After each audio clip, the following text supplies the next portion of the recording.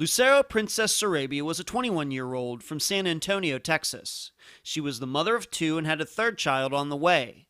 On the evening of November 26, 2004, Lucero was at a party where she had an altercation with another woman. Soon after, Lucero left with a man she met. He claims Lucero then decided to walk home from his place. She was never seen again. I'm Ed Denzel, and this is Unfound.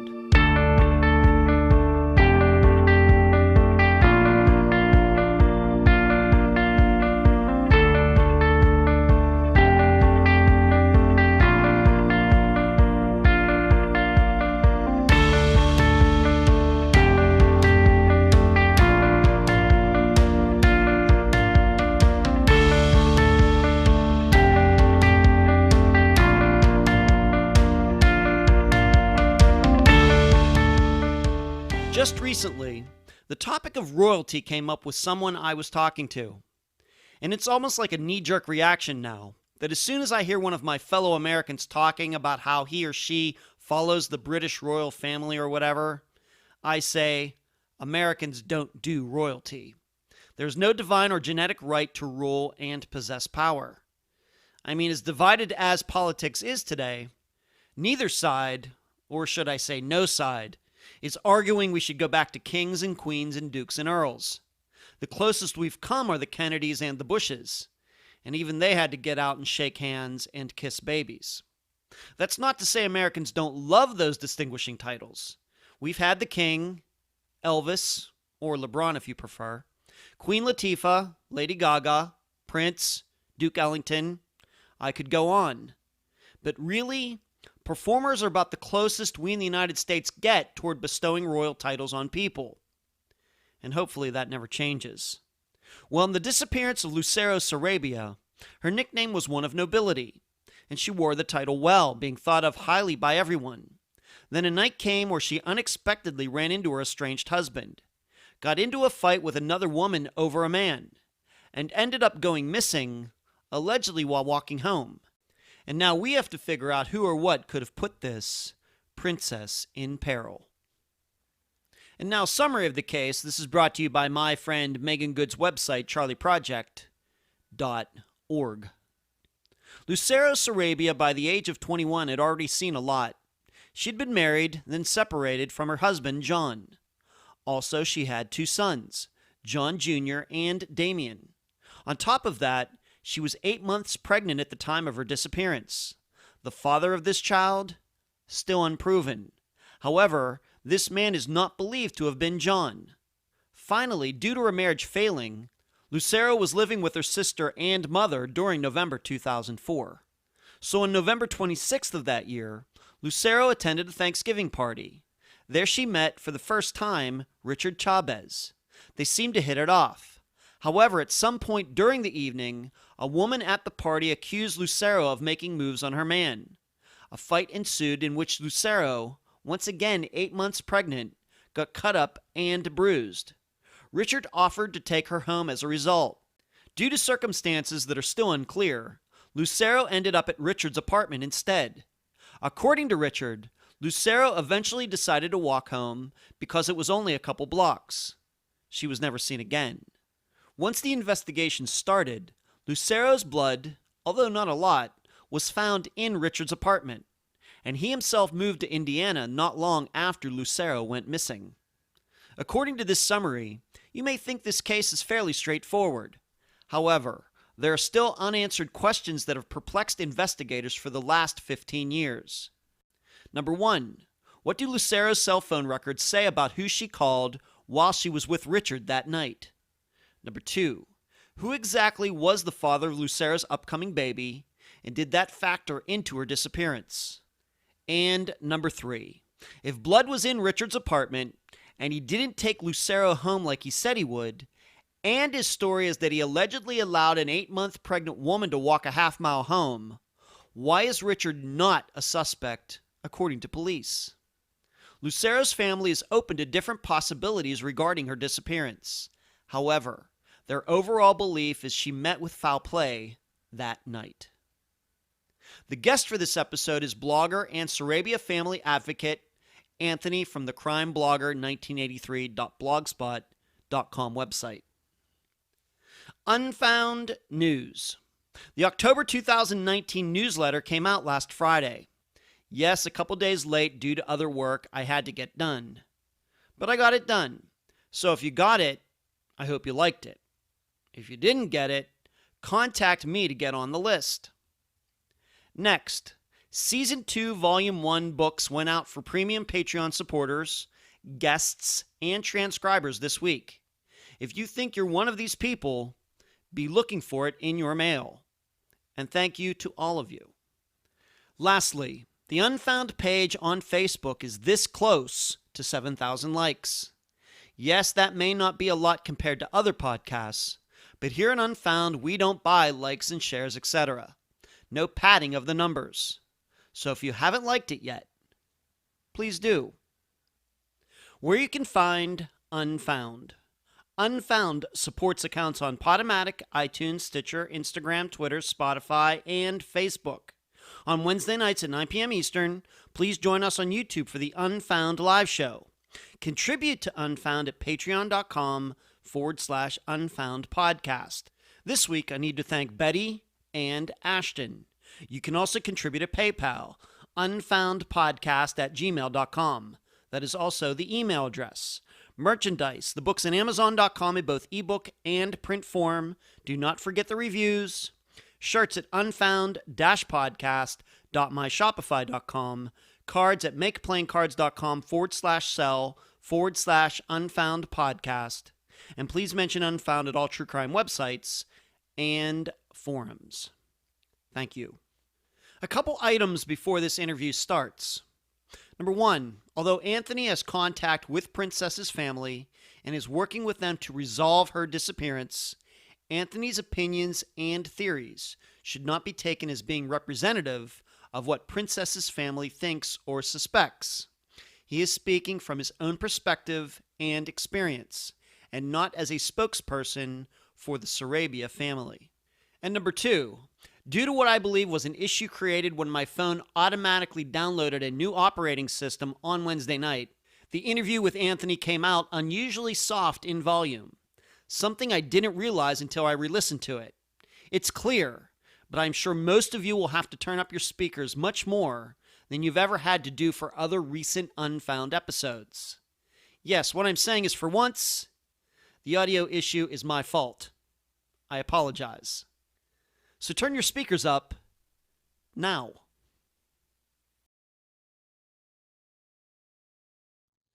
I'm so happy to have back on Unfound for the third time Anthony from crimeblogger1983.blogspot.com. Anthony, welcome back to Unfound. Hey, thank you very much for having me. How have you been? I'm doing great. 2019 has surely been a better year than 2018. Anthony, how about you? Well, I've been doing really well as well. I agree with that. Okay.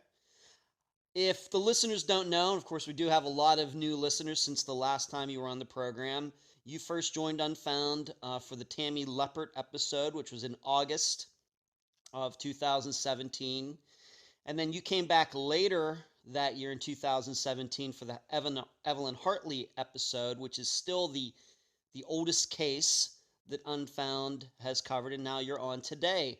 What's gone on since you were on the program last time? How's the blog going? How are you doing? I'm doing good. Thank you. Thank you for having me on. It's an honor.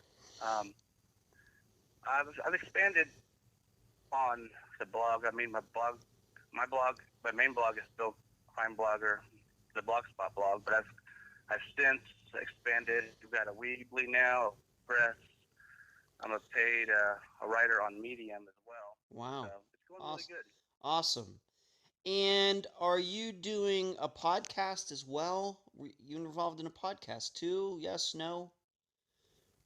Yeah, I have got together with Leslie from Unsolved Appalachia, and we are doing a podcast called Evidentiary. We haven't been doing, we don't have a set schedule for that or anything. We kind of do them as we as we're able to, time-wise, because Okay. we're both real busy with each other's blogs. But, Mm-hmm. yeah, it's available on iTunes and Podbean right now. Okay. And give the listeners the name of it again, please. The Evidentiary Podcast. Okay, great. And so you guys like co-host it, something like that? Yeah, we co-host it, and she covers missing persons over at her blog as well, just the Appalachia region. Mm-hmm. And she's really important to my work. We balance each other out really well, so she's All right. really important. Great. Awesome. I'm glad. How are you liking the podcasting compared to the writing? It's different. It's definitely different. I like them both a lot. It's really enjoyable Okay. to be able to discuss a case and make an episode about it. So. Okay, great. Let's also talk about, and I know many of the listeners are familiar with you. Of course, you've been with the program. You know, you've been associated with Unfound for a couple years now. You've posted things in the discussion group. I've, of course, mentioned you once in a while when things come up, what you're doing or just something that, I think of, and then, your name pops up. But, describe your process before we talk about Princess and her disappearance. Just describe your podcast, maybe to help those people, maybe who are thinking about starting their own blog, the process you use, to go from finding out about a case to you actually posting it on your blog or doing a podcast on it. Can you explain that? Yeah. My big thing is I go right to the source. So if I'm working on a case and I pick one out that piques my interest, I'll go right to the source. So if the person has family members that are still around, I'll go to them first and start asking them questions. I usually start off with newspapers first to give me a breakdown of what, the case is about and how I need to approach it. But then I'll go to the family members, Mm-hmm. and I'll even talk to suspects too. So that's always fun. Okay. Yeah, and if anybody goes to, of course, the one I'm most familiar with is crimeblogger1983.blogspot.com. You do post newspaper articles. In fact, I would guess you'd call them photos or files of the newspaper articles right there so people can read them for yourselves. Do you get those from newspapers.com or what do you use? Yeah, newspapers.com, newspaperarchive.com. There are other websites that do the same thing. They'll just copy and paste the wording. But yeah. Okay. Mainly that's where I get them from. Right, and you do maps, you have pictures, of course covering the facts, but you also do some commentary on your blog. It's a wider range of different things, especially, people should know that if they've not been to that particular website. Once again, that's the one that I'm most familiar with. Okay. Yeah, and that's my main one. I publish the stories on the other ones, but I don't update them. Mm-hmm. Those other sites are just mainly to get my writing out there. Mm-hmm. So the main blog is the Blogspot one. Okay. And before we complete this interview today, I'm going to have you name off all of those links and everything before we're done at the end. Okay? So we will talk about that again. Absolutely. All right, great. So what was it about Princess Sarabia's disappearance that caught your eye? Why did you pick that one? For example, the way I look at it is Tammy Leppert's case. I'm not saying it's an obvious pick, but, she was in some movies, got some attention. I think it's a nationally known disappearance from back in the 80s. Evelyn Hartley's a very old disappearance from Wisconsin. But what was it about Princess Sarabia that caught your attention? Actually, I have a mutual friend through the Aware Foundation that was familiar with the case and familiar with the family. And she reached out to me because she is friends with them, and she thought the way I approach cases, it would benefit if I kind of looked into it, see what I could figure out about it, see how I would try to tackle it. So it was mainly through her, and she introduced me to the family, and it kind of took off from there.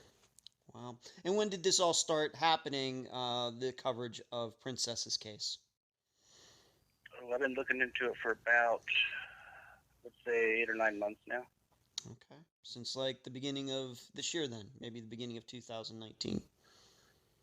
Right, around there. Okay. Great. So somebody told you about it and you started looking into it, and the listeners should know you have had several correspondences, and in fact, to this very day, with people in Princess's family. Correct, yes. Yeah, this is not something that you're kind of just doing on your own, as many podcasts and bloggers do, but like you just said before, you like to contact the family like I do, and they have been very helpful in trying to cover Princess's case. You've been working with them. Yeah, they have. They're very, very good people. I've come to know her mom, Juanita, and her sister, Amanda. They're really, really good people. I've got really close with them. Okay, great. I thought the listeners should know that. I think that's very important. Well, let's talk about this case, and let's talk about Princess. What have you learned about her? Maybe just some general facts about her, as far as, of course, we know that she was very young when she disappeared, but she was a mother. Let's just go through some of those facts for the listeners. What can you tell them? Well, she was a young mom of 2 at the time. She was missing. She went missing. She was 21 years old, and she had 2 boys, John and Damien. They were 3 and 1 when she disappeared. She was, at the time, she was legally married, but she was separated from her husband at the time. He had moved on, so they were both seeing other people at the time. She was very faith-oriented.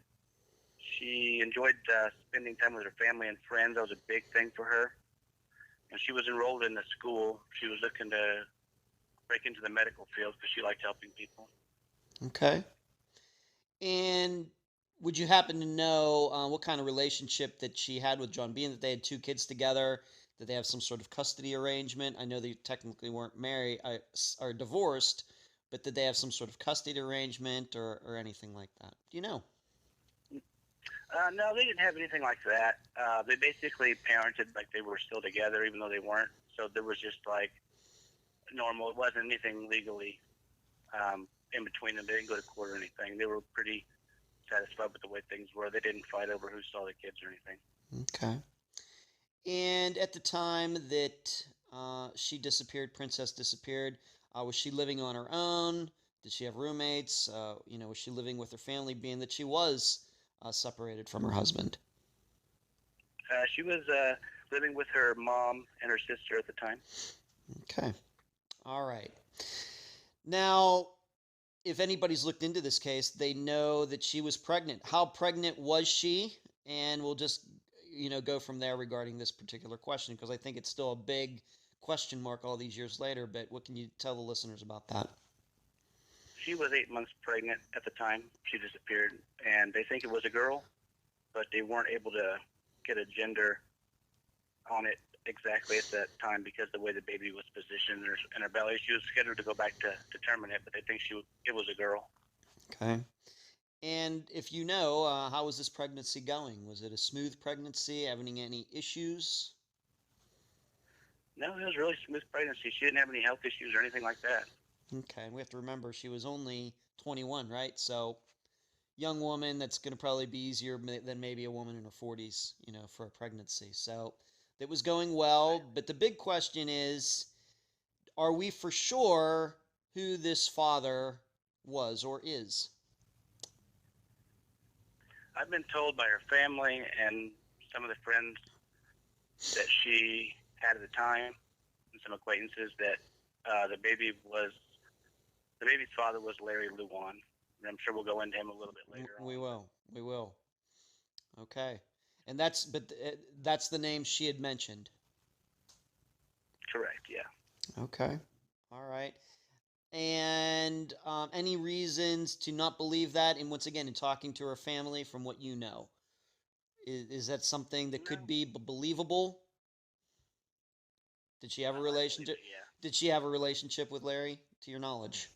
Yeah, he was in the same position she was in at the time. He was married but separated from his wife for a period of time, and he had children with her as well. So. Okay. And you had said earlier that her husband had moved on, even though they were still married. Maybe he had a new girlfriend. And if she moved on, do you think that this is the guy that Princess had moved on to? I believe so, yes, by all accounts of what I've been told, yeah. Okay. All right, so that was the situation going on with her. She's back living at home. She has these 2 sons. She's 8 months pregnant with someone we believe to be Larry, but there's no medical evidence or anything like that. It's just what she's told people. Was she working at the time? And you said she was getting ready to go to school, but was she working anywhere when she disappeared? No, she was attending school, but she wasn't working anywhere at the time. Okay. All right, let's move up to the day that she disappeared. So those are some of the things that were going on. Maybe we should just state this. Anything that her family, if you can say, and once again, for this, the listener should understand, anything that Anthony is going to say, he, of course, can decline to answer if the family thinks maybe that the topic is maybe a little too touchy. But if you can say anything going on in Princess's life in the weeks, months before she disappeared that or questionable or risky or anything like that. Once again, you talking to them, your research, if you can say. No, she lived a pretty clean life.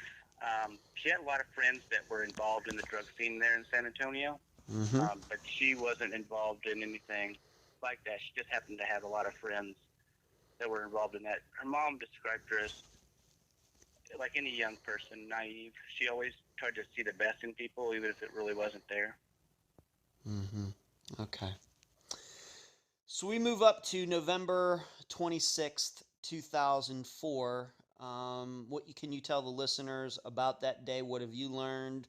What has her family told you? That's where it gets kind of dicey with the timeline, but I did know that earlier that day she had cooked Thanksgiving dinner for her family, and she was to attend a party later that day.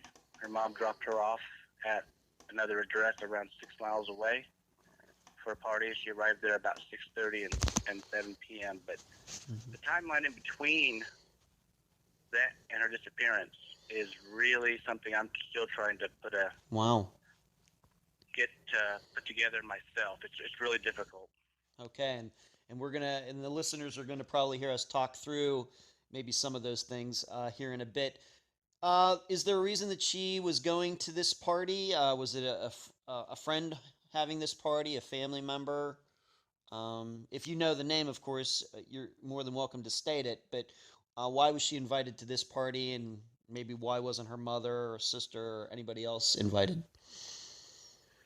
Well, her sister was invited, and she was there for a very brief time. Oh, okay. She ended up leaving not long after Princess arrived. Okay. But the reason it was just a normal party, a get-together with friends. There were some people there that from what I understand, she wasn't friendly with. We could probably get into that a little bit later. We will. Yes, we will.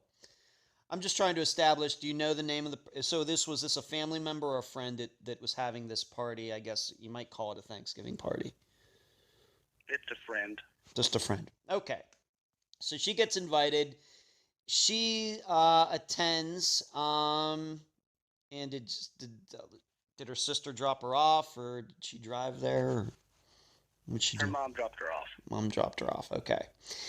And I have in my notes, and you have this, once again, in your write-up at crimeblogger1983.blogspot.com, that of all people, her, I don't know if you'd call him estranged, or the husband she was married to, separated, he happened to be there. Did she know he was going to be there? Was that something, do you think that was a surprise to her, or what?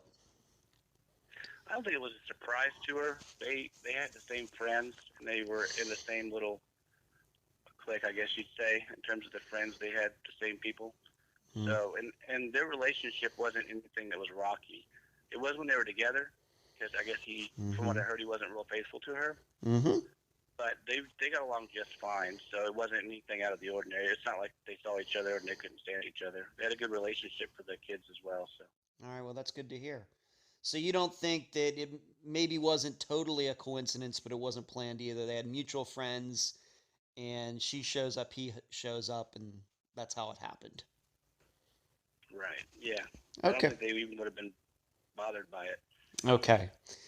And if you know, how did the two of them, we're going to get into the other things that happened there, but how did the two of them get along at this party? Did he stay there very long, the whole night, or was he there when she left? Do you know? He stayed for a brief period and then left. I heard he was drinking an awful lot. but he ended up leaving prior to everything going down. Okay.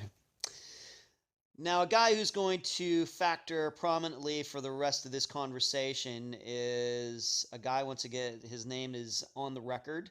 His name is Richard Chavez, Chabes. Is that how you pronounce it, Anthony? Chavez? I think so. I've heard people tell me it's Chavez too, but I've always pronounced it Chavez or Chavez. So, Chavez. Yeah. Okay, well, we'll just stick to that. Richard Chavez.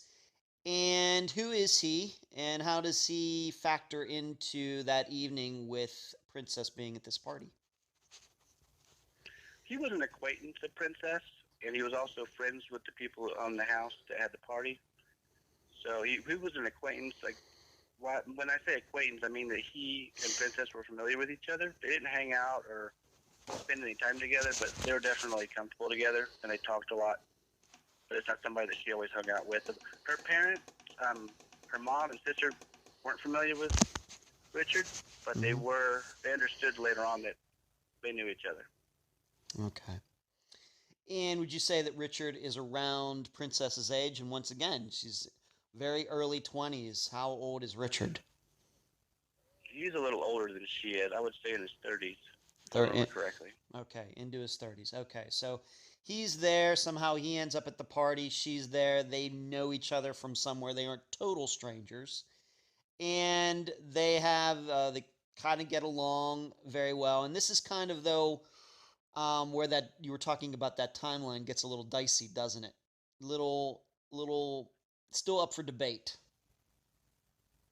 Yeah, I'm still trying to piece all that together myself. Okay, and we're gonna eventually talk about why this could still be a little unclear. But what you have written in your blog is that the two of them were at the party, but then they left. But then they came back. Let's just stick to that. If they left, where do you believe they went? Being that Richard didn't disappear, what has he said about them leaving and then coming back to the party? I don't have him on record saying anything. He's been real quiet since all of this happened. Okay. But the story was that he wanted some cigarettes, and they left together, which I found odd at first. But then I started talking to some of the people that knew some of the people at the party, and I get the distinct impression that somebody probably showed up that Princess didn't want to be around. She was trying to avoid them. So she kind of left, and I think she may have been waiting for them to leave or something. Huh. She could come back. Okay. All right, but is there the general accepted belief that she and Richard did, if they didn't go to get cigarettes, maybe they did exactly what you said, just kind of avoid a confrontation. But there is some sort of proof that they did leave the party for a while, then come back. Correct. Yeah. Okay. Any idea how long that period of being away was? Yeah, that's another thing that's dicey. I've heard two different stories. I heard they came back in an appropriate amount of time it would take somebody to go get cigarettes at a gas station, and then I've heard it took a little longer. So I don't know at this point which one's which. Okay. And maybe I should ask this. Have you had a chance to talk to anybody? And I know you're constantly working on all of the cases that you've covered, that you've written about. Have you gotten to talk to anybody who was at this party that night? I've talked to a few. I've got one person. I'm not going to use their name. That's fine. She is familiar with the people that were at the party. Mm-hmm. And they are very familiar with Larry Luan, the father of the baby. Okay. But did this person tell you that, yes, it's true that Princess and Richard did leave the party and came back? I mean, did this person remember that or not? Yeah, they said that that's what happened. Okay. All right. So they're there at the party together. They leave for whatever reason. They come back, but then something else happens. So she arrives at this party. Her estranged husband is there, but he leaves seemingly shortly after that. But maybe it's awkward, maybe not at all. And then she leaves with Richard, comes back. Who knows how long that time was? But then, on top of those things, there's this fight that happens. And first of all, who told you? How did you find out in doing your research? How did you find out about this fight that occurred at this party?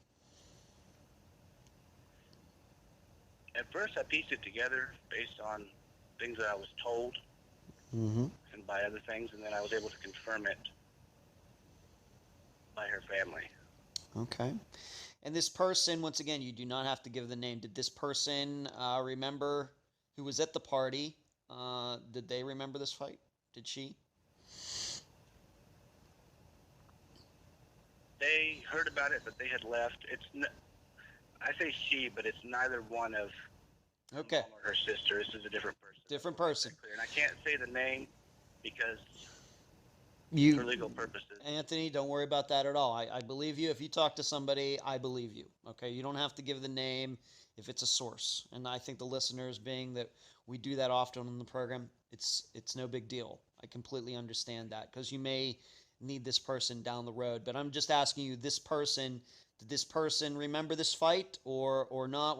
Had they already left, etc.? They did. They did remember the fight. I'm not sure that they were there at the time, but they talked to the people that were. Okay, they talked to somebody or people who were there and saw it. What was the nature of this fight that Princess had? Of course, we have to remember she's 8 months pregnant, and I start to wonder what kind of person is going to fight with an 8-month pregnant woman. But what have you learned about this? First off, there was drugs and drinking going on at the party, so you might want to factor that in. Okay. I think some jealousy going on. The person that's giving me the information on what happened at the party stated that one girl did not like the fact that Princess was close to her boyfriend at the time. They saw her coming out of a hallway, Mm-hmm. and she got jealous. And I'm thinking it could have been alcohol fueled because the other people at the party said that Princess didn't even talk to this person. But since she walked out of the hallway behind him, she automatically thought that they were doing something they weren't. Okay, and how violent did this fight get from those who saw it? It was broken up pretty quick because Chavez and the people at the party broke it up. And another thing, regarding the fight, again, the timeline's real dicey. Okay. They leave and come back a couple different times, so I'm not exactly sure what time this fight occurred, but I'm under the impression she got popped in the nose, and Wow. her nose may have been bloody, but it was Wow. broken up real quick. Okay. So it could be that this fight actually happened before she left and came back to get cigarettes. I mean, that doesn't seem plausible in my world, but you're the person that has been living with this case for 9 months. How do you decipher that?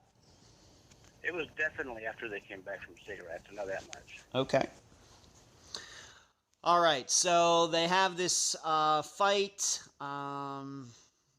It could have been jealousy fueled. It could have been alcohol fueled. It could have been something else fueled, or all things together. Was this fight, I guess, was with another woman who punched Princess in the nose? I'm going to guess that caused some blood. And regarding this timeline, are then we to believe that Princess and Richard left the party shortly after that, or did they stick around? Or... They left after that. Okay. All right. So that would make a lot of sense to me, and I'm sure that makes a lot of sense to many of the listeners as well. As soon as something like that happens, maybe it's just time to call in a night. So, at some point, Richard and Princess leave, and what can you explain, the rest of that night, as best as you can tell? And once again, we'll kind of go through this. Well, apparently they go back to his house, or his apartment, which is, like I said, this all happened within 6 miles of each other. The party at the house, his apartment, and even where she was living with her mom at the time, so it's a really short distance. But apparently they go back to Chavez's house. She has a cell phone with her. Her mom calls her. She talks to her. And this is somewhere around 1:30 to 2 a.m. in the morning. Okay. She asks if Princess needs a ride home, she states that Chavez is going to take her home, so she doesn't need it. Okay. And that was pretty much the gist of the call. Okay. And the way you understand it in talking to her mother, did she understand that Princess was already at Richard's when she talked to her, or were they on the way there? She was standing outside his apartment on the porch. All right, so she was already there. And is there any reason that her mother or her sister has told you, if you can say, that maybe Richard didn't just take Princess directly home? Why did they go to his place instead of taking her back to where she was living with her mother and her sister? Any ideas? I'm under the impression she was trying to get cleaned up. Oh. Well, that would make some sense. I like that idea a lot, Anthony. You know, she's busted up a little bit. She didn't want to come in at like 1 o'clock in the morning and somebody see her and everybody get worried. It's kind of maybe Right.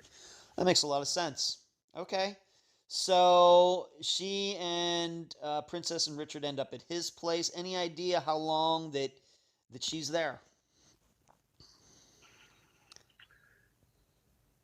She was there for the majority.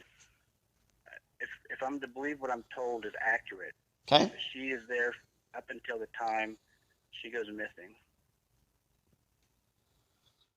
Okay, we don't. She has So to go back home. all right, so we don't know if she stayed at Richard's for an hour. We don't know if maybe she stayed there for 4 or 5 hours. Any ideas? Not right off, because he's on records telling the police that she got aggravated when they went back to his house or his apartment. Okay. And he told law enforcement that she left on foot. But the exact timing, I'm not sure. We can pretty much estimate by her cell phone records, but we Okay. really don't know if she's the one that made the calls. Okay, we're going to talk about the cell phone records, of course. So the general story is she ends up at his place. I think getting cleaned up makes a lot of sense. Maybe it's something else. We're not quite sure. But at some point, he claims that Princess decided to leave on foot to go to her place. How long of a distance is it for her to walk from his place back to where she was living at the time? About a mile, 2 miles. It's right down the road from Wow. where he was at, where he was living at the time. Okay. So he was cool with allowing an 8th month. I'm just asking you.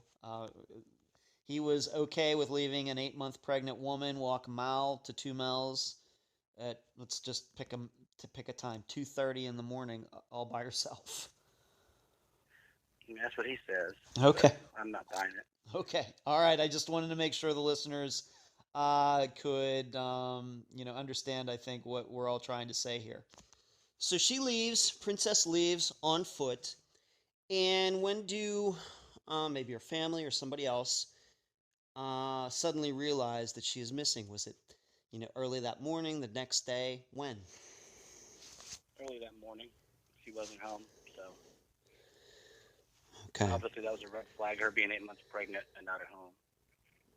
Okay. And would that have been her mother and her sister who first realized that? Yeah. Okay. Right. And what did they tell you about that morning? What did they do? Who did they call to try to track her down? At the time, they talked to the people at the party. They told her that she left with Chavez, and they didn't know Chavez, but they found out where he lived, the apartment. So they went to his apartment. They said that he admitted to being really high. He doesn't remember a whole lot about the night, but that she had got mad when he had came back to the house, and she left on foot. The one thing that's really confusing to them is when, again, it's hard for the timeline, because when her mom called her, she didn't mention anything about a fight. Okay. So they think that's really weird. Mm-hmm. They don't know whether she didn't want them to worry or whatnot, but she didn't mention anything about a fight. So they're confused at that point. Okay, so you're saying this call that Princess had with her mother when she was standing outside of Richard's place, She told her mother where she was, but never said, "Hey, Ma, when I was at that party, I got in a fight." She never said anything like that. No, because they would have went and picked her up immediately. I'm sure they would have. But, being that you brought up that good point before, maybe going to Richards to clean up, do you think this was going to be a situation, had Princess not disappeared, that she might have tried to hide this fight? Is that possible? What do from her mother? I would think so, yeah. Okay. I would think so. I've talked to her mom. She's very, very protective of her kids. So I would probably get the impression that if her mom knew that, it probably wouldn't be a good thing. Right. So it may be strange that she didn't mention the fight to her mother, but maybe you could look at it from the other standpoint that she just didn't want her tell her mother, didn't want her mother to worry or anything, as a lot of kids do, whether they have kids or not. Okay, so she doesn't get home. They track down Richard. He says that Princess got angry and walked off. Did he happen to say why Princess was angry? He said she was angry because they went back to his apartment, but he didn't specify. He's not on the record that I've been able to tell on why, if he elaborated on that. I've got a records request open with San Antonio Police regarding her file. Yeah. Once I get it, I'm sure I'll have some answers to it, but at the moment, I don't know why she would have been mad. Okay. Maybe she was supposed to be. He said that she told her mom that Chavez was supposed to drive her home, so that could have been it. But that wouldn't make sense if she wants to clean up first. Maybe she wanted to clean up and then have him take her home, and maybe he was too high to do it. Right. Right. And I'm sure maybe some of the listeners are wondering, if his place was 6 miles away from this party, and her, and he drove her to his place, and if her place was only one more mile, why just not drive that, one more mile? Right. That's why I think she wanted to clean up first, but that's just speculation. Okay. All right. Okay. So either way, he is saying that whether she was angry or not, his story is that she left his apartment on foot and started walking back toward where she was living. Of course, she did not make it there. When did the police get involved in all this? Not very long after they realized she disappeared. They interviewed Chavez. They asked him to take a polygraph test. He refused. But they've also, which is really weird, they've cleared him. They've never named him a suspect, and they've actually cleared him of any involvement, which is really weird. Right, I agree. It really is weird, and I want to certainly talk about that later as well. So let's just stop there for a second before we get into maybe some of the, what we might call the rest of the case and everything. You've talked about the discrepancies in this kind of timeline, and being now that we've gone through the timeline of her disappearance, of course, we're going to talk about a lot of more things before this interview is over. But what would you say are the big, maybe question marks in the timeline, the way you see it? And we have to remember this disappearance is 15 years old. You would think that the timeline would be somewhat solid at this point, but you're saying it's not. What are some of those question marks? Regarding the fight, I'm really confused on it. I know that it initially started at the house of the party, but I have a feeling, I'm getting the impression looking at everything, that it might have carried over to Chavez's apartment as well. I think that after they left, some people may have followed her over, and it would have continued there. Okay. All right, and I'm going to certainly ask you about that in a moment once we get to some of the things that the police discovered at his place. So that's one of the things. Is there anything, though, at the party regarding, it's still a question. Did they leave once? Did they leave twice? Did they really go get cigarettes? Did they really not do that? We're not sure about those things. Are those some of the other things that you're talking about regarding this timeline? Well, I'm pretty certain that they did leave to go get cigarettes the first time and come back. Mm-hmm.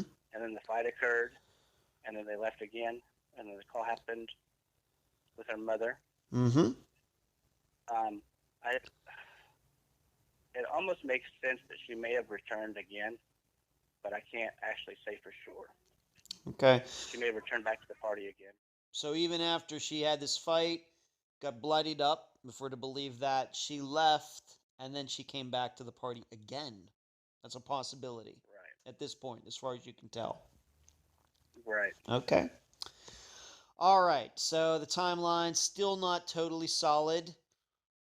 Maybe something suspicious about it. Maybe it's just maybe there are some other reasons that it's not complete that have nothing maybe even to do with her disappearance. We don't know. So the police get involved. You said that they talked to Richard. He didn't want to take a polygraph test for whatever reason. Regarding that night, if we're to believe that she did walk, a mile walk that's going to take, I don't know, a pregnant woman, maybe 20 minutes, something like that. Any sightings that are any credible sightings of Princess that night in that area between his apartment and where she was living? Any at all? That's something I'm trying to nail down myself, and hopefully if I get that file, I'll be able to know for sure. But according to the media, the newspaper reports and so on, there were a few unconfirmed sightings of her. There was an unconfirmed sighting of a woman matching her description walking down Callahan Road, and his apartment was off Callahan Road, and she lived off Callahan Road. Like I said, that was a couple miles.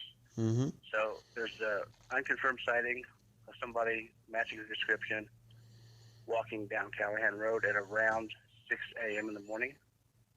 There was also another unconfirmed sighting in a place called Piper's Meadow, which is 9 miles away from Chavez's apartment. It'd be 9 miles away northwest of his apartment, somewhere around there. Wow. Okay. And once again, we have to remember that she was pregnant. It wouldn't be like it's like a 5'9" white guy with brown hair, which is what I am, walking down the street at 6 a.m. This would be a woman who's 8 months pregnant, who I think would stick out a little more. I'm thinking. Right. Exactly. All right, so we have maybe one sighting in the area, but then another sighting that is totally off the beaten path, not anywhere where she should have been. Right, and there's also some. That's why I'm trying to nail down whether or not those are actually unconfirmed sightings or whatnot. Because when I first got into the case, I mentioned those two sightings to her sister and her mother, and they never heard about them before. Okay. Anybody ever say that they saw Princess in that apartment complex where Richard lived?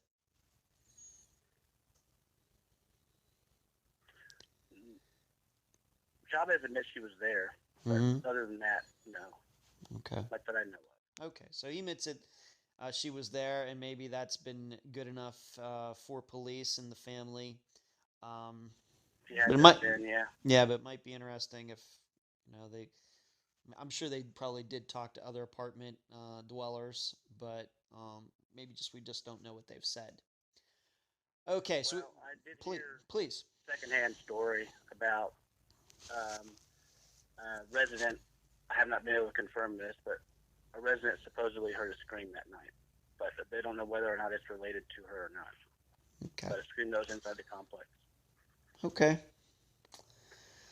All right, so we have Richard Chavez, and he's living in this apartment complex. Separate from this disappearance, before this all happened, what have you learned about him?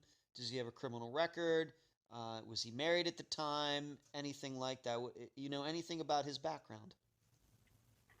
He had a couple outstanding warrants at the time, but they were traffic related at the time. Mm-hmm. But since he wasn't anything violent prior, as far as I know, prior to Princess's disappearance. Since then, yes, but nothing at the time or prior. Okay, so what you're saying is before 2004, some traffic things, maybe something happened, maybe with driving without a license or something, and he had these things to pay and he hadn't done it. But since 2004, would you say that he's been in jail for things that are much more serious? Yeah, he was arrested in 2006 in Chicago for criminal mischief, resisting arrest, and one other thing, a couple of things. But Okay. he basically kicked out the back of a police cruiser's window. Wow. Windshield, he busted it. And he was carrying a gun as well. Okay. Okay. So, all right. Well, and we're going to talk about how he moved away from the area here shortly. So, did he, once he was questioned, did he ever offer up any um, theory as to what could have happened to Princess that night after she walked away from his apartment? Has he ever offered up any explanation, his own thinking on what happened? Not to my knowledge. Juanita told me when she talked to him, he was real nervous and evasive, but all he said was, I don't know. She got mad and she left on foot. Okay. Now, the police, like you said, they did talk to him, tried to give him a polygraph test. He didn't want to do that, but they looked at his apartment as well. What did they find in the apartment? They found some blood, a very small amount of blood, not enough to be fatal, in the bathroom area and on the carpet, which is why I kind of think that she was trying to clean herself up. Mm-hmm.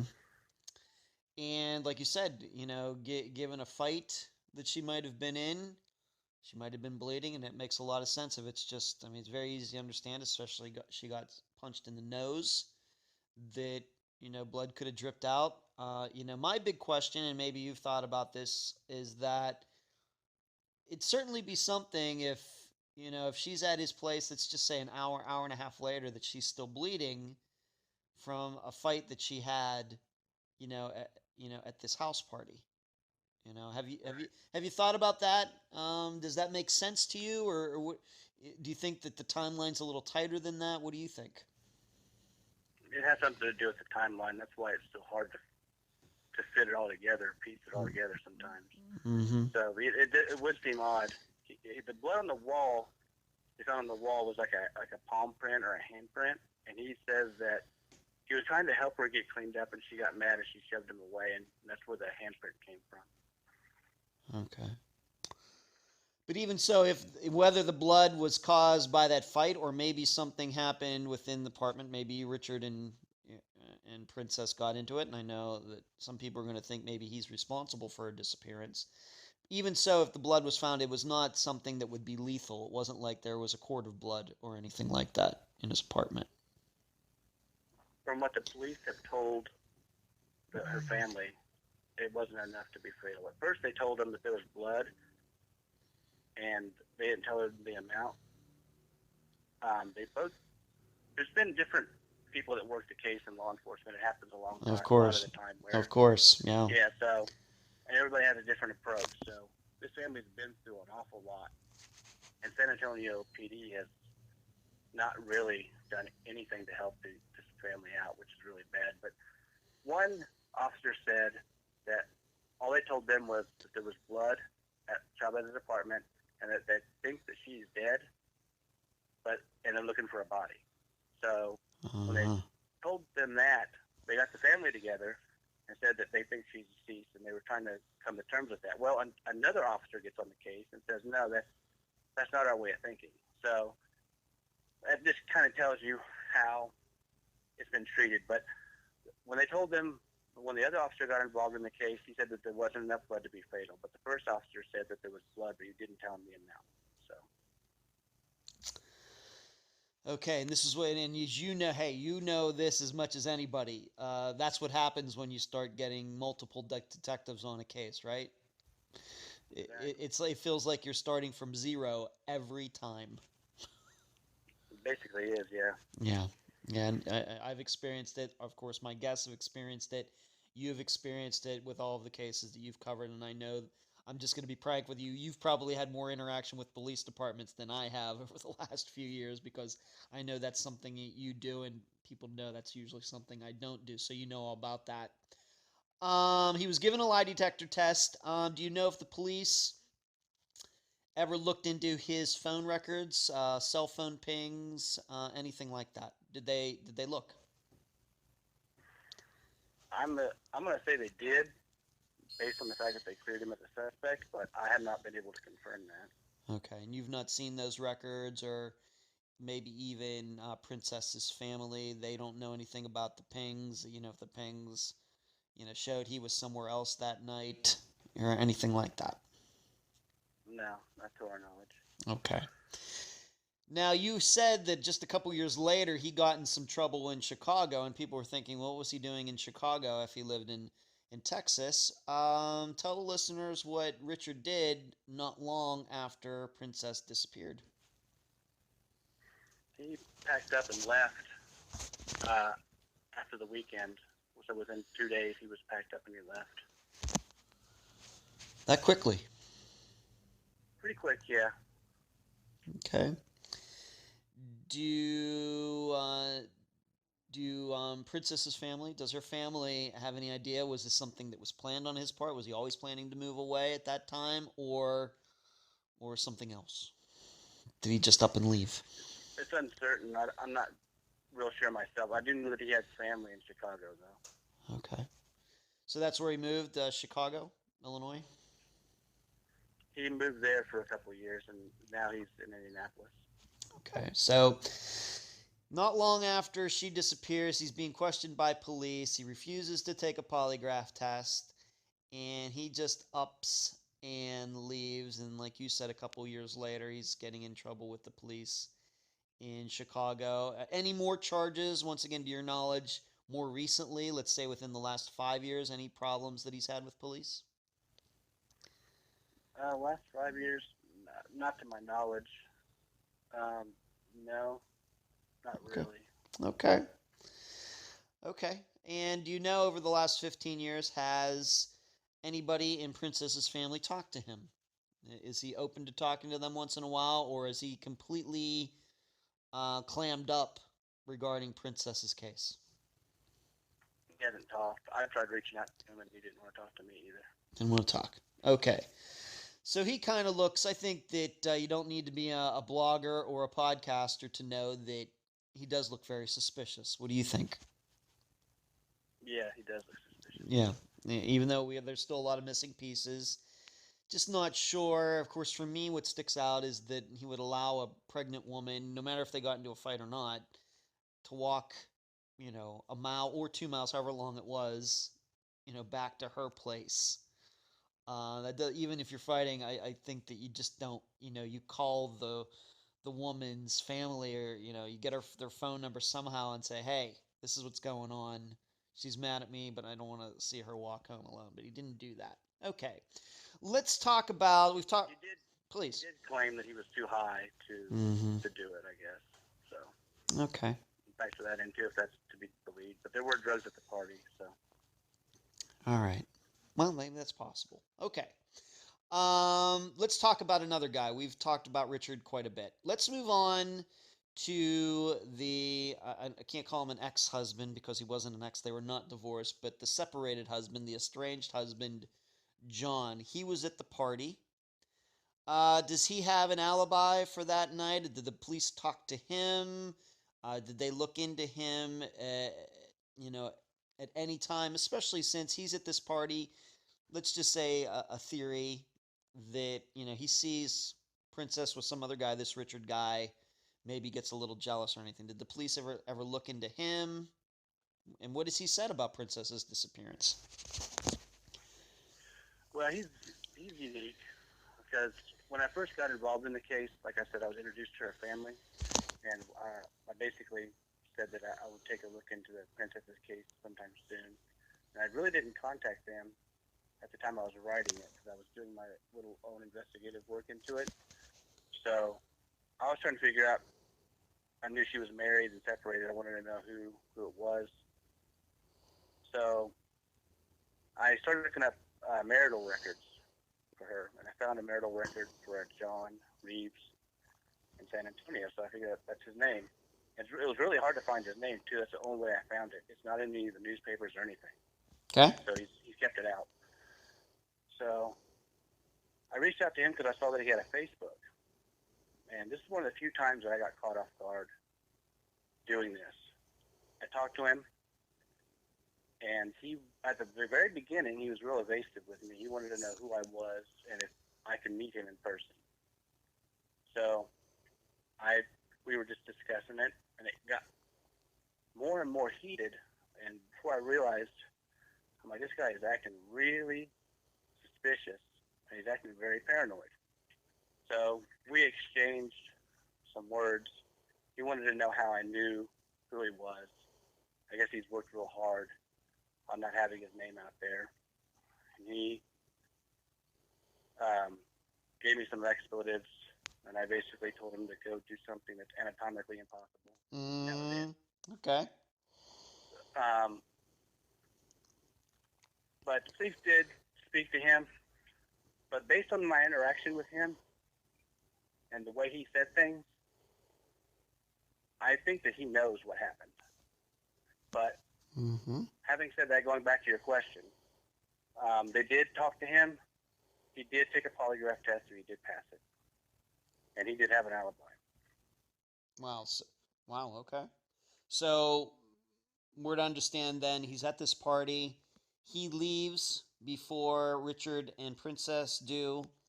He goes somewhere. Maybe he goes to home. Maybe he goes to a friend's house. Maybe he goes to his girlfriend's house. And his time can be accounted for that night in through the next morning, let's say. As far as I was told, yes. Okay. And once again, to your knowledge, you can only answer, of course, what is in your knowledge. Did they even go to lengths of checking his phone records or pings to see if he would have been in the area of Richard's apartment that night? Do you think they went to that extent, or did they just check his alibi and somebody vouched for him? I think they did their due diligence, but again, that's probably in the file I wish I had. So I would assume that they did, but I can't say for sure or not. Okay. And like you said, you talked to him, and I'm guessing you two are now not on speaking terms, or what? No, not after that. That was one of the few times I was really caught off guard because I did not expect that to happen. But no, we are not on friendly terms. In fact, he just got locked up again for drugs, and he's going to be away for a while. Oh, is he? And he has an extensive criminal record? Yeah, oh yeah. He does. Quite a bit. All right, before her disappearance and since her disappearance? From what I'm told, yeah. Okay. Anything that would you brought up drugs, but anything that would involve, let's just put it this way, while he and Princess were together, living together, married, any allegations of domestic abuse, anything like that? None whatsoever that I've been told. Okay. All right. So, but she did run into him that night. But it's sounding to me like the police have looked into him. If we're going to believe it, at least the police did an average job. He allegedly has an alibi, but he still doesn't seem like a very good guy, which is always going to keep, we always have to keep those people, I guess, on the radar, especially if the person who's vouching for their alibi might have been in the same criminal enterprise that John was in. We just don't know. Brian, I want to make one thing real clear though, because like when I talked to him, like I said, I personally think that he knows what happened. Yes. But Princess's family do not. They didn't say anything bad about John. They have a relationship with Princess, 2 boys, even to this day. Yeah. So that's my opinion of him. They never said anything bad regarding him. In fact, after that conversation I had with John, I wanted to try to make an example out of him. So I posted a picture of him and the conversation that we had on my Facebook profile. And I got a call from her mom. She wasn't happy about that. And that was deserving. So I understand, but that's their opinion. I mean, that's my opinion, not theirs at all. Okay. All right. So you thinking that he knows what actually did happen to Princess, even though he might not be responsible for it, did not have a hand in it. You believe there's a possibility that he does know, but Princess's family does not think like you do. Correct. I was told that he does know by somebody, but and I believe that. But like I said, Juanita is really big on family. Family is everything. And so that is not her her or Amanda's line of thinking. They've never said anything bad about John to me at all. Okay. All right. Perfectly understood. Thank you for explaining that. Okay. Maybe I should even ask you this before we move on to some other things. In your opinion, did he sound sad or down that Princess went missing and was missing? He did. He definitely had some guilt on his conscience when we talked. He was trying to mask it in this macho, bravado, gang member style thing. I was laughing at him, but he said it lives with him every day, is what he told me in some way or another in his wording. It's really weird, but he said he had to live with it every day. And I know why he feels that way, is because she called him wanting a ride, and he didn't do it. He wouldn't give her a ride home. Mm-hmm. So, okay. Yeah. And he even says that I didn't get this far with him because the conversation broke down too quick, but he's like, they've been told what happened to their mom when he was talking to his two kids, talking about his kids, John and Damien. He's like, they know what happened to their mom, and it's something I have to live with every day. So, you can. Okay, well, okay, we're certainly going to come back to that as far as whether her kids actually do know or not, because they were only 3 and 1 at the time, and of course they're teenagers, mid-teens to late teenagers now. So I guess at some point somebody must have told them what happened, because they couldn't have known off the top, as a 3-year-old and a 1-year-old. That is something I try to stay away from because it's a sensitive topic with their family. So okay. I've been told that they know of their mom and stuff, but I don't try to go down that road. Okay. All right, let's move on. Let's talk a little bit about this fight at the party. Have you ever been able to determine who this woman was that Princess had the fight with?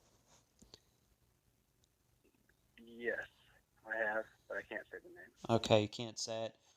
Is this somebody, if you can say as much or as little as you'd like, Anthony.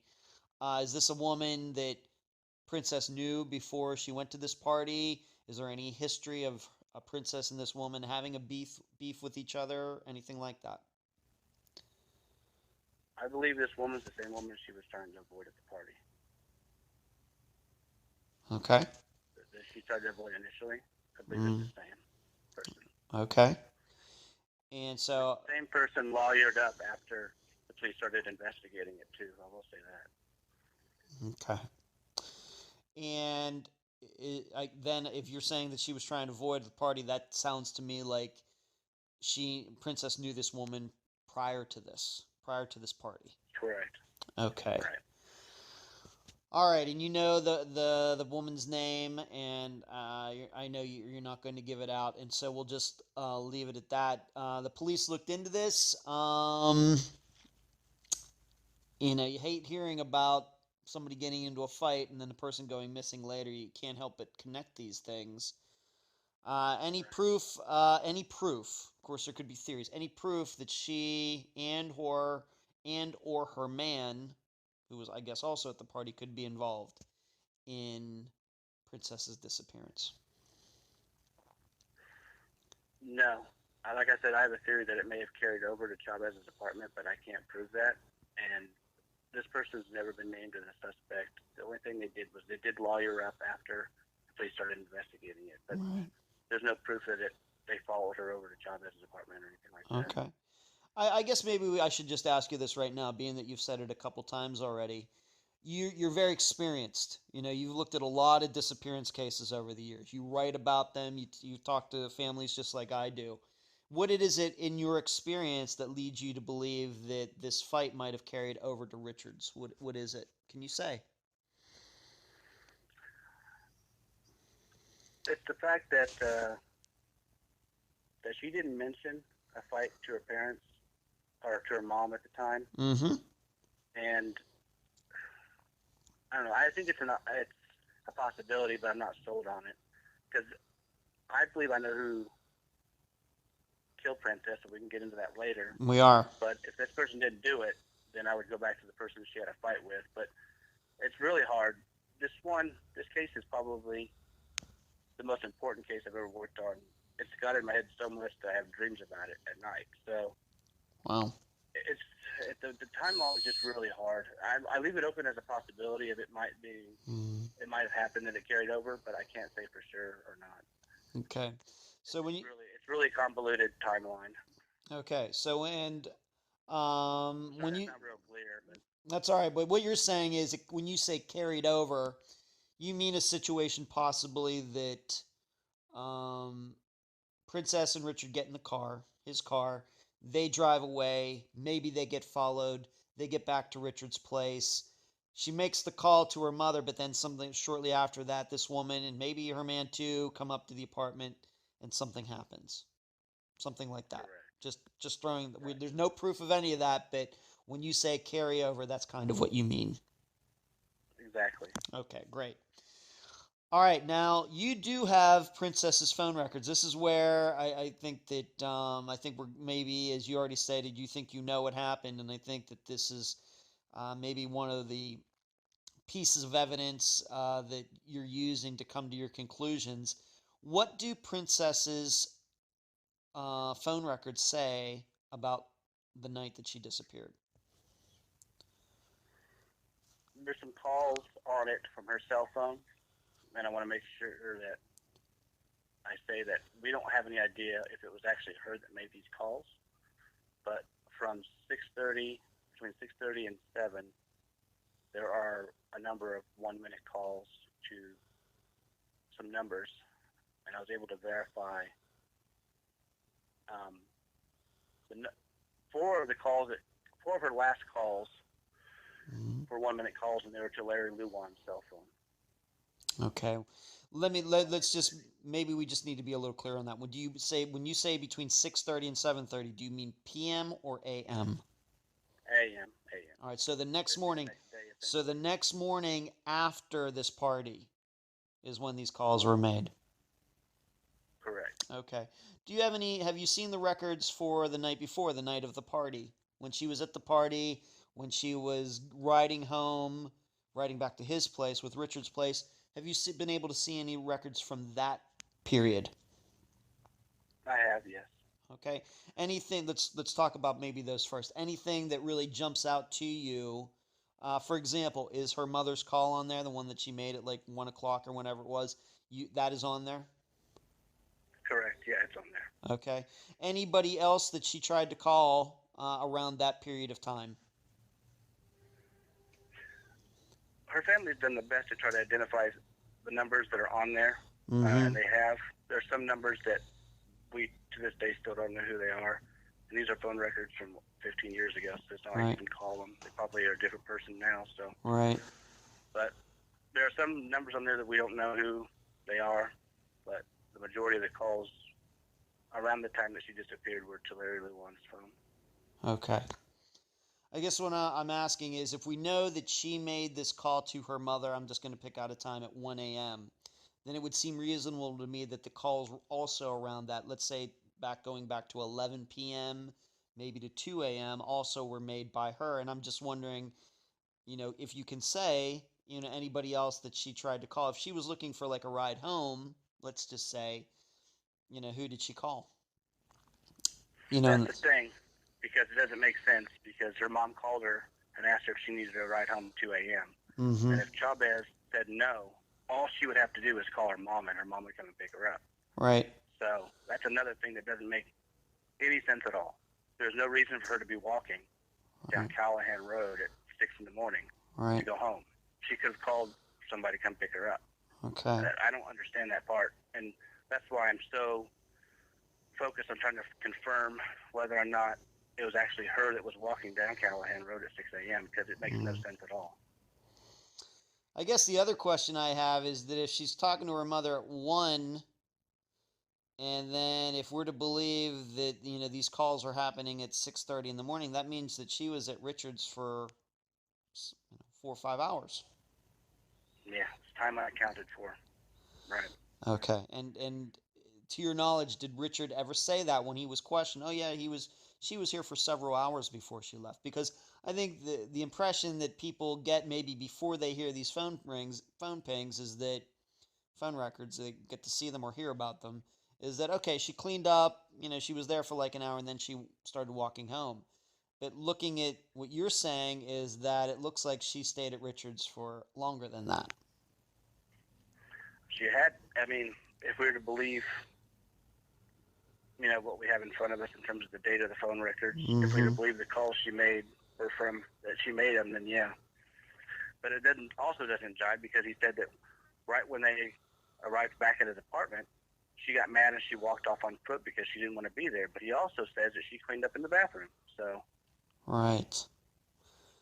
Right, yeah. Once again, you brought up the timeline and everything. It doesn't make a lot of sense. If they got into a fight and she left, then, what's all this stuff at, 6:30 in the morning. So let's go back to that. So she makes this call, and, at 1:30 a.m. Is her phone used between, let's say, roughly 2 a.m. and then these calls that you first mentioned, starting at 6:30? Is her phone used at all for those, let's say, 4.5 hours? Yeah, there's sporadic calls in between that time. They're all 1-minute calls, and that's pretty. It goes into. It doesn't look anything abnormal. She always had short calls, at least on that call record for the month. Her calls were usually pretty short. Okay. Okay, so let's go back to, and you already mentioned Larry's name, but his number is one of those numbers at this 6:30 a.m. in the 6:30 a.m. time frame. Let's just, you mentioned him, you mentioned him very early in this conversation as a guy that could be the father of Princess's 8-month, not 8-month-year-old baby. She wasn't born yet, but she was pregnant, 8 months pregnant. He could be the father of that child. In general, first of all, who is Larry Luan? Oh, he's an animal, really. He's pretty disgusting. He's currently serving a life term for a crime that occurred in 2005. He was involved in the drug scene in San Antonio, and he considered San Antonio his turf. He sold a lot of weed in San Antonio. So, in 2005, March 7th, 2005, just not long after Princess disappeared, but he and a group of teenagers broke in to a house of a 16-year-old, and they ransacked and beat him for several hours. And the reason for that is that the kid they were beating sold weed also in San Antonio, and Luan considered San Antonio his turf. So he said that he owed him a $600 tax, and the kid didn't pay it. So it's really, I wish I didn't read the details. But we're not going to get into the gory details, but they killed this kid, didn't they? Yeah, he beat him over a 36-hour period, and he drove to Anthony, New Mexico, and he finished what he was doing, and he dumped the body in the irrigation canal. Oh my gosh. And they found it, and they were able to tie him in with the murder. Okay. And this is not long after Princess, but he was also charged. This is prior to Princess's disappearance, but in 1998. They didn't know this at the time, but the DNA ended up coming back on it around the time that he got busted for killing the one kid. But in 1998, in Chamberino, New Mexico, which is his hometown, he murdered a couple. Wow. Again, I'll take away the gory details. It's really sick, but he murdered them and lit their bodies on fire. And they were able to connect him with that too. He's an animal. He's not even human. He's disgusting. Okay.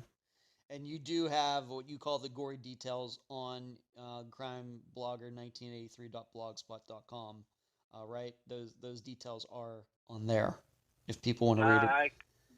The actual documents are on there. I didn't write it up. I didn't want to do that. But the documents are on there, yeah. Okay, so people want to know what those gory details are, and they are gory. Talk about, I guess, the word overkill. is a word that comes to mind. Forgive the pun, but it does come to mind when I think about what he did. Everybody can check out those gory details there. Okay, so she called him. This is the guy that she stated was the father of her unborn child. Any ideas how Larry and Princess even ran into each other and, became a couple, if they were a couple? Well, they were a couple, and I want to make sure I say that Princess didn't know anything. I mean, one of those crimes happened after Princess disappeared. Sure. He wasn't even connected to the one in '98. Sure. Until he did this in 2005. So she had no idea about him. Okay. And from what I understand about him, and I've talked to some of the friends that he hung around with, he was a loose wire a time bomb waiting to go off. He'd be nice one minute, and he'd flip the next minute, and he was crazy. So, but John, her husband, knew Larry because they were both involved in the drug scene, and I'm sure that's how they were introduced. Okay. Were they, I don't know how to put this, were they friends? Were they business associates? Were they in the same gang together? Were they competitors? How would you explain it if John and Larry knew each other? I think they knew each other. They didn't hang around each other, but they knew of each other. Okay. I get the distinct impression that John was scared of Larry. Many people were. Okay. To your knowledge, has Larry ever been asked about Princess's disappearance? Police ever look at him? Anybody? Yeah, the police did question him. I'm not sure whether he ever got a polygraph or wasn't able to confirm that or not. I'm assuming if they gave John Reeves, that ex-husband or whatever, a polygraph, they probably would have given him one too, but I don't know. I was never able to confirm that right away. Okay. You stated regarding, and that's why we're talking about Larry, it comes from these phone records. Is the reason that you've been able to figure out his was one of the numbers, but maybe not figure out some of the other numbers on there? Is that a function of Princess's family, her mother, her sister, knowing his number and not knowing the other ones? I mean, how would you explain that? They knew his number, so since he was the father of the baby, of course, they would know it. Okay. In talking to her mother and her sister, did Larry, if he was the father, and this is what Princess says, did he seem happy about becoming a father in another month? Did he already have other children? What were their impressions of Larry in this upcoming birth?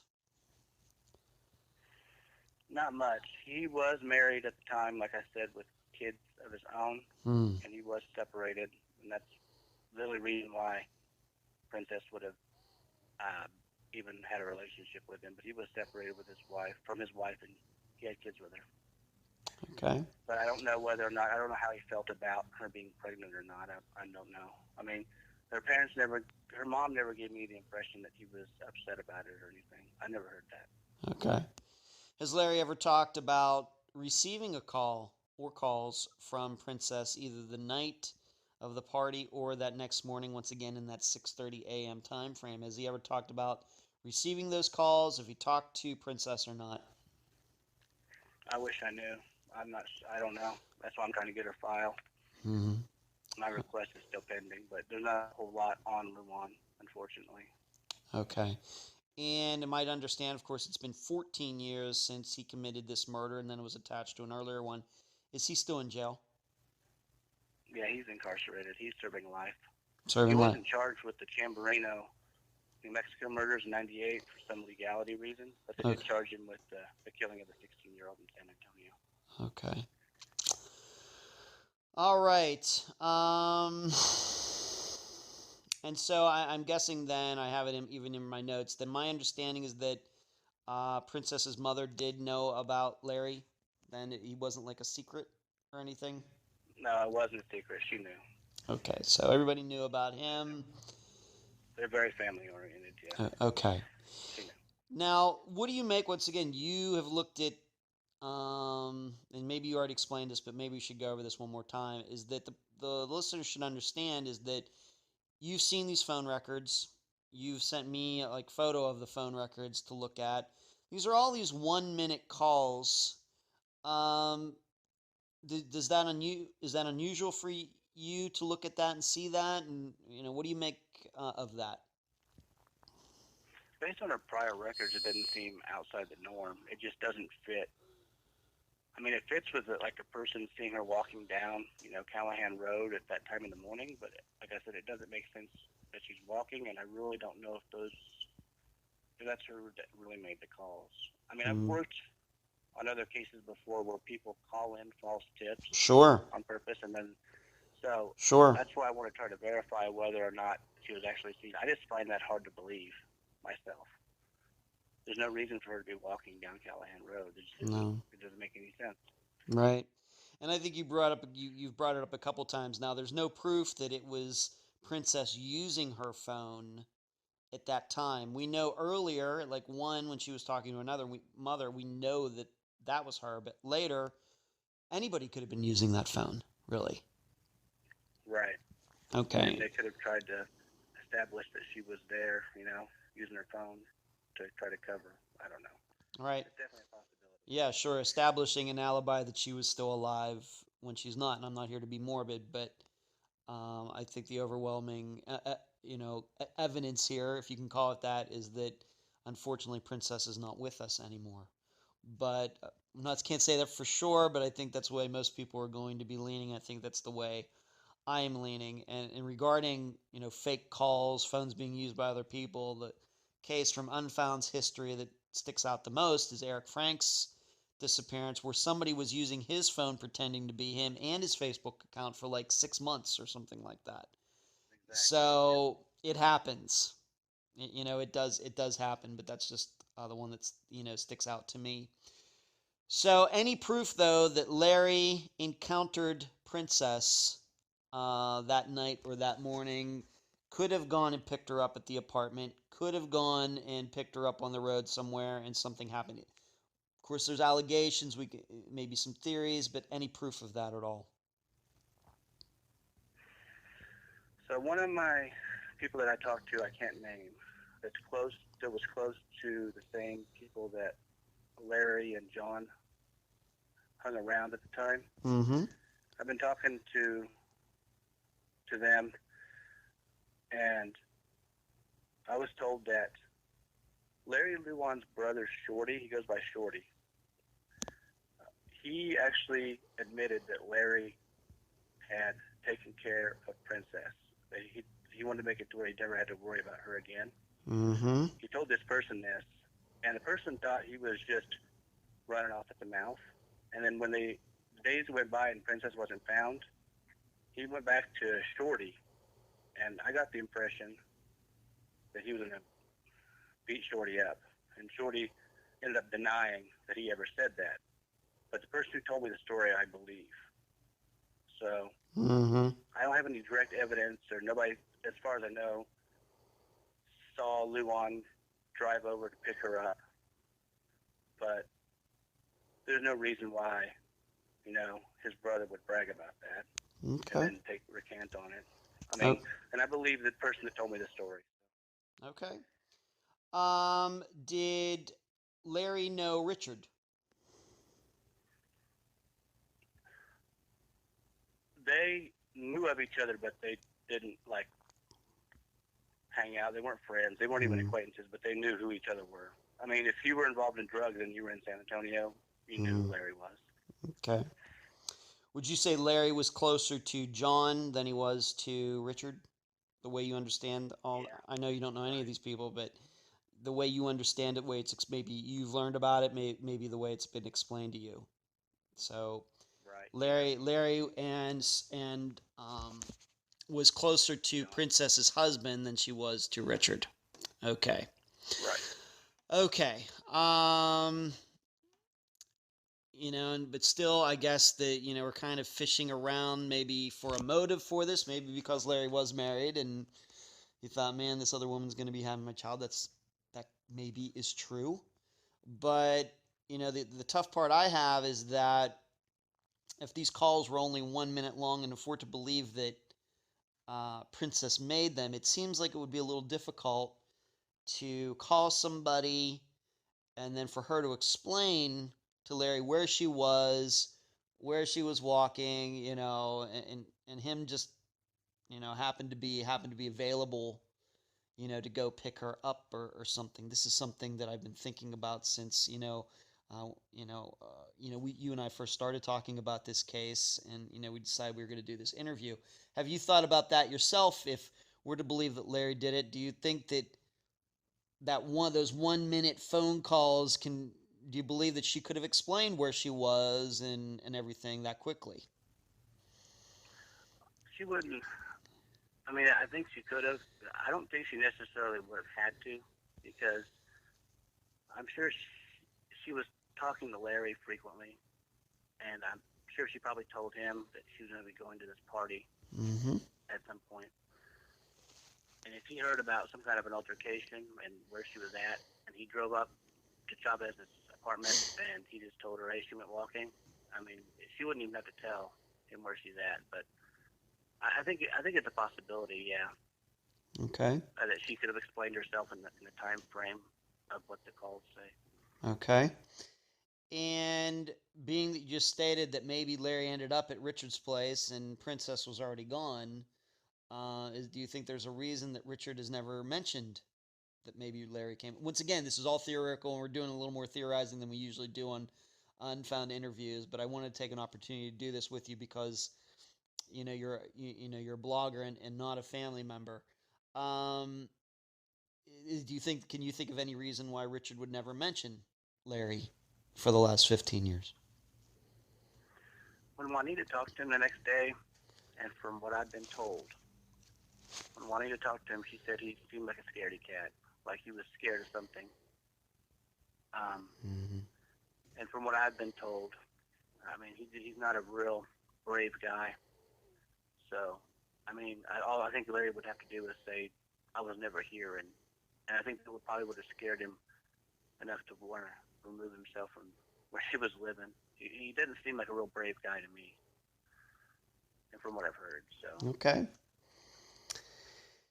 Let's move on to a couple other things, but we're maybe another way to look at this, and I think that you brought this up already, which I think is going to be a big question in everybody's mind, is that, you know, it's Richard who was at the party with Princess. He's the one that, you know, she got into his car and went back to his place. It's the blood, even though it may not be a lot, but it's blood that's in his place. His story doesn't quite all make sense, even though that's the one I guess he's stuck to for the last 15 years. In your experience, can you see of any reason why the police would not consider him to be a person of interest in her disappearance and not be considered suspect? Because that's the way I understand that he's not even on police radar now. Can you explain that? I wish I could. That just tells me that there's a lot more to Chavez. There's a lot more to the story than we've been told, which is the reason for that records request. So I wish I knew. Obviously, if they don't, I'm going to assume that they're not totally incompetent to where they missed something completely obvious and discounted him anyway. There's got to be a reason for that. So that's a good question. I wish I did know that. That's a stumper. I mean, obviously, you know, in the disappearances that we cover, you know, blood and DNA is usually not a huge factor.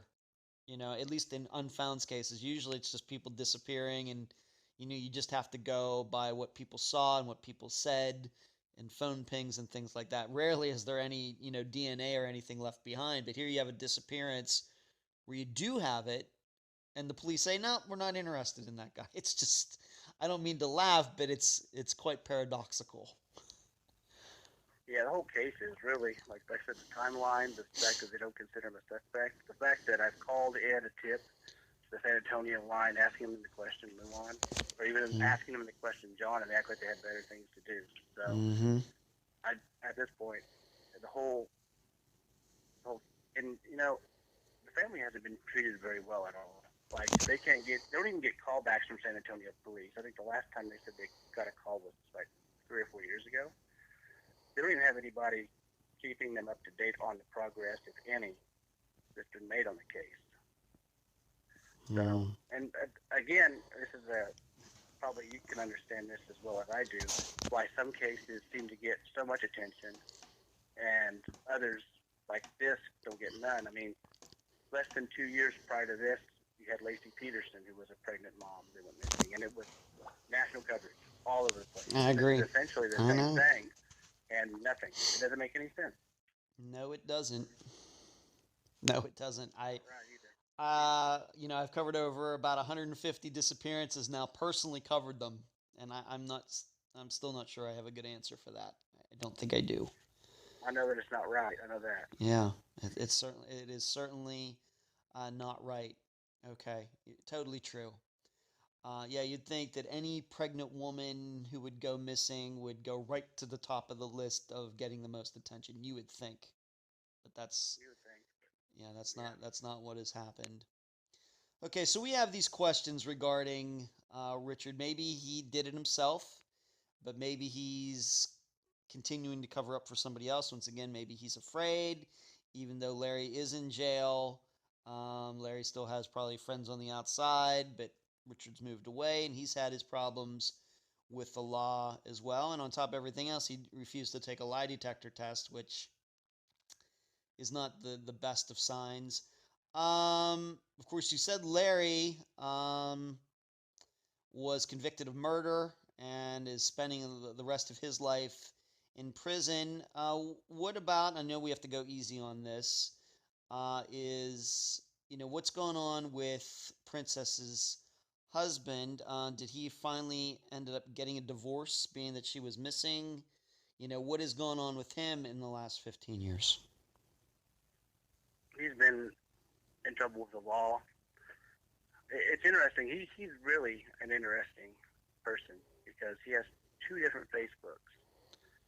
And when I was researching, wanting to talk to him, his first Facebook, you see him with the 2 kids, and he looks like an average dad, like a normal dad. It shows them going to church together, going to Spurs games together with his kids. And then the second one he has is totally different. He's got this thug persona, and he's talking completely different. And I was like, wow, that's just a weird change. But apparently, in between those 2 profiles, where he served a hard time in prison. So I guess that really changed him big time. But he's had his problems. He's locked up again for drugs, and from what I understand, he's going to be away for a while, which is unfortunate because now both of the kids are kind of parentless. Okay. But they've got a strong family with Juanita and Amanda, so that's still. Okay, and I'm going to guess, doing the math, that one of the sons is now 18, but the other one's 16. Where do they stay? What do they do these days, being that their mother is missing and their father's in jail? They've got a strong family. They're taken care of. They're good. Okay. Yeah, they're cared for. So. Okay. Like I said, their family is a really strong, faith-oriented family. They take care of each other. Okay. I do have to ask this tough question, being that you stated earlier that you gave the impression, or just come out and say it, that the husband knows, John knows what happened to Princess. Is there a reason that you think that he would not just come forward? Is he protecting his friend Larry? Is it something else? And you also said that, there's the idea that the sons now know, so that means somebody must have told them. So, I mean, how do we decipher all that? They know that she went missing, but they don't know that she's anything else. Okay. They know that she went missing. Okay, so you... But, please. No, go ahead. Finish your question. Okay. I guess what I'm saying is, if the husband knows, if we're to suspect that he knows what happened to Princess, what are we to think of that? I have no idea why he wouldn't come forward. The only thing I can think of is guilt, and maybe he is scared because Luan's friends are still in San Antonio, and they still have drug connections there. So, it could be something like that. That's speculation. I don't like to speculate a whole lot, but I was told that he knows, and I believe who told me that. So, okay. Your guess is as good as mine why he doesn't want to do the right thing. Okay. I know that he has a lot of guilt on him. I know it bothers him a whole lot. Yeah.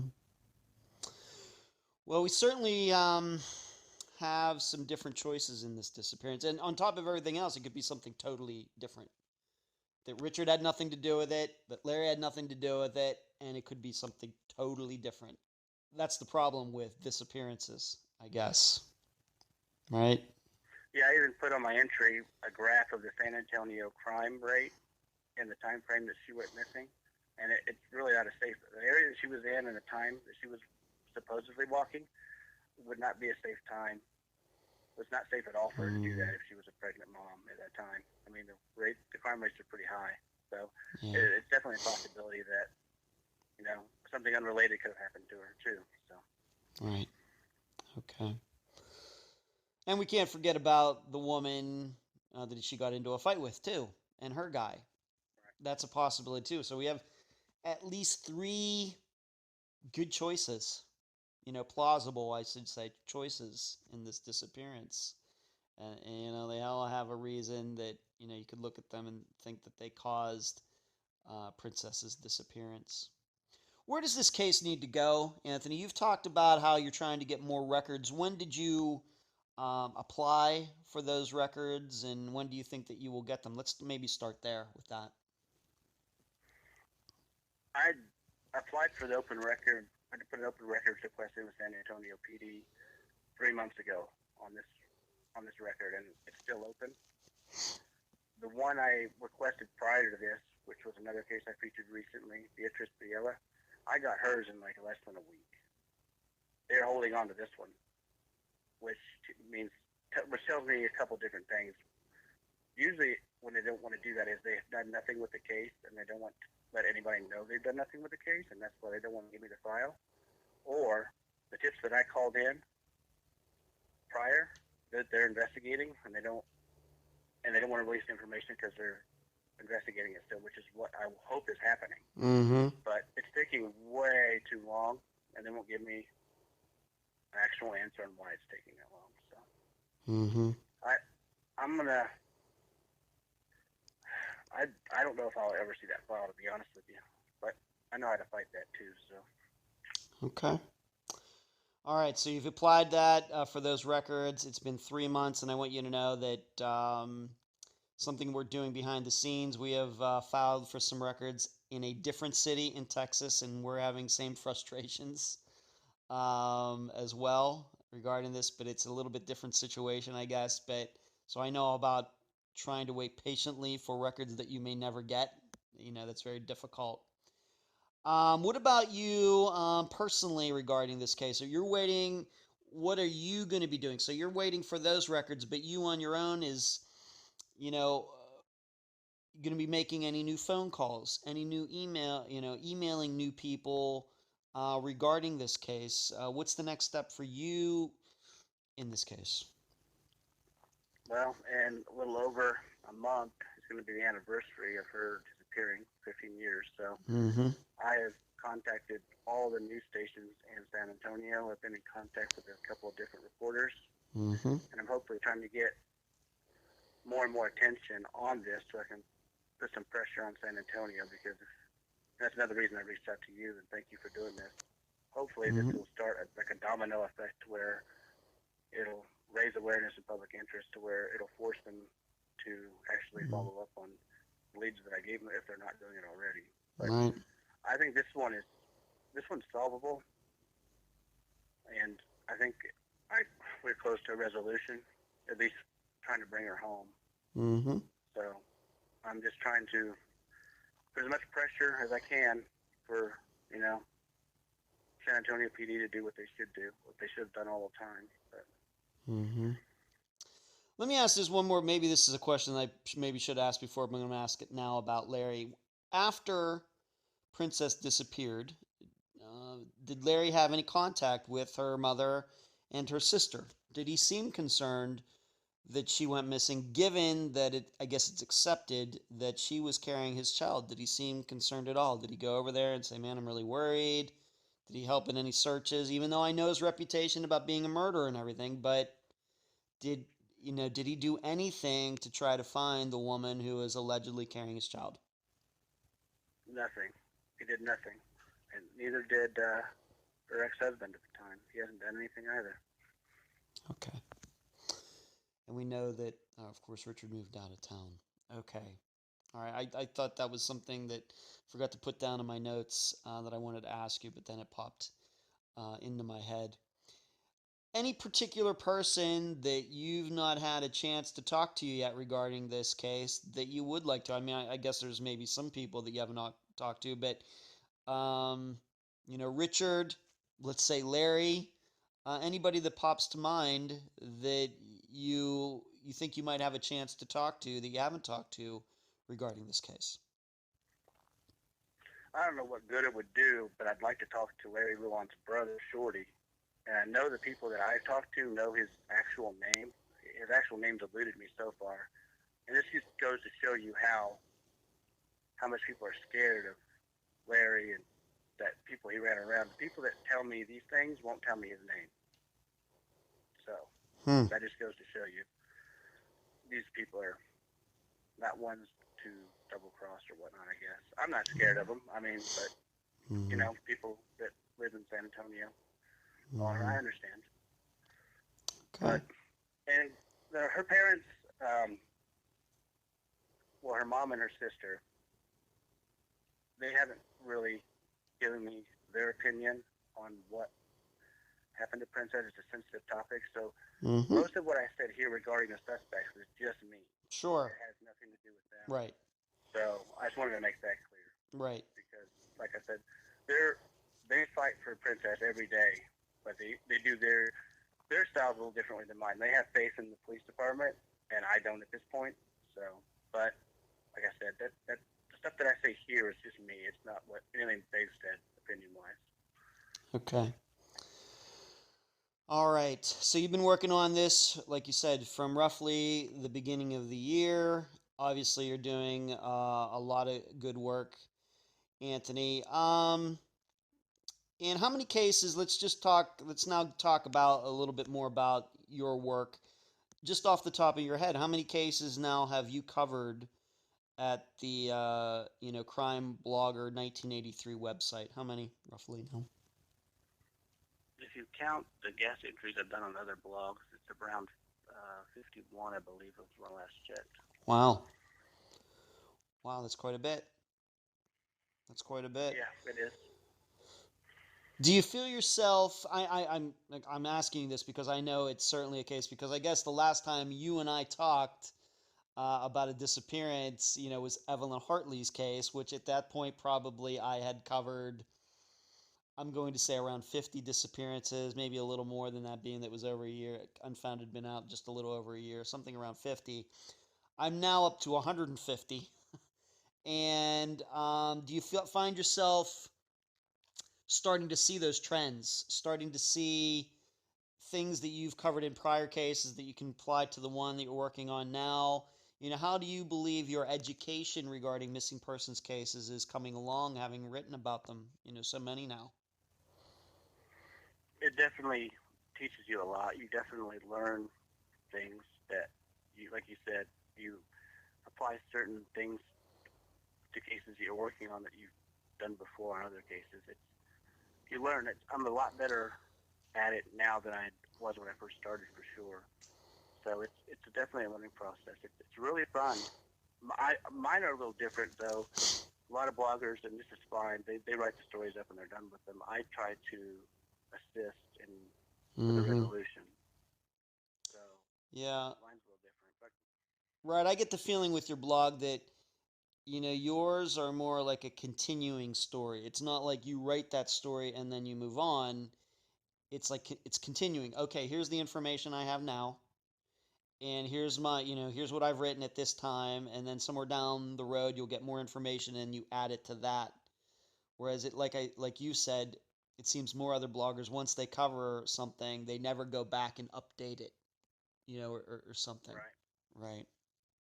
So I try to advocate for the family and stuff. Yeah. Right. Okay. Of course. Let's once again, we talked about this right at the beginning of the interview. Let's go through this again. Please tell the listeners everywhere that they can find you, from website to Facebook, anywhere else, please go through all of that now, and please take your time. I'm on Twitter. It's at Holmes Sherlock. Sherlock's with a U, so it's Holmes and Sherlock, one word. I'm on WordPress, which is the same address as my blog spot. You just put WordPress in there. Okay. I'm on Medium. It's medium.com/@crimeblogger1983. I'm on Instagram at crimeblogger1983. My Facebook page for my blog is Sherlock Holmes 1983. So, yeah, it's all listed. Once you go to one of those websites, all the other websites are listed there as well. So. Right. And tell them once again about the podcast, please. It's the Evidentiary Podcast. It is available on Podbean and iTunes at the moment. And like I said, that's kind of the thing that we do when we have time. We don't have a set schedule. We don't have any fancy equipment. It's just us talking on the phone, basically. Okay, that's fine. That's that's basically what all my shows are. That PB talking to people on the phone. So I can certainly relate. How many episodes of the podcast have you done so far? Ooh, that's a good question. Well, I think we've done 8. I think we're on 9, and we haven't figured out what we're going to do yet. But so we're still early on in the process. Okay. All right. And, one more question about your work. If somebody is maybe, just hearing you for the first time for whatever reason, they're just new to Unfound, they're just new to true crime in general and everything. If they were to go to crimeblogger1983.blogspot.com, is there a particular case do you think that they should start with, or should they just start at the beginning, or should they start at your most recent entry? Where do you think that they would, a good place to start for them would be? I think probably the best example of my work would probably be my Evelyn entry. It's like a book. In fact, it is. There's more details in that entry than there is in the actual book that was written about her. So that's, if you want to get a good example of the thorough work, I try to be as thorough as I can. The Evelyn entry would probably be the best one for that. But my Tammy entry is the same way too. Yeah. Okay. And those are both cases that we just happen to have covered on Unfound as well. So when you say Evelyn, you mean Evelyn Hartley. And, when you say Tammy Leppert. So somebody could go to your website, and I know there's the little search thing up in the top right-hand corner. If they type in the name, that will come up. And then that will be, that will come up. Absolutely. All right, great. Any final words before we complete this interview, Anthony? No, I really appreciate you inviting me on. It's a real honor to be on here for the third time, so I really appreciate it. And thank you for taking the time to let me try to bring some attention to this case. This case needed some. Anthony, you're very welcome. And you are Unfound's now only 3-time guest. I think you were tied with a couple other people for a while, but now you are the first 3-time guest, and I'm very happy about that. And I appreciate your good work, your hard work, especially, and people should know that although I think everybody now knows that I do Unfound full-time, you do not do true crime blogging full-time, and you have other things that you do, and we'll just keep it at that. So the amount of work that you put into it is even probably more impressive because it's not full-time for you, correct? No, I don't. I do have a possible book offer that I'm looking at. But, cool.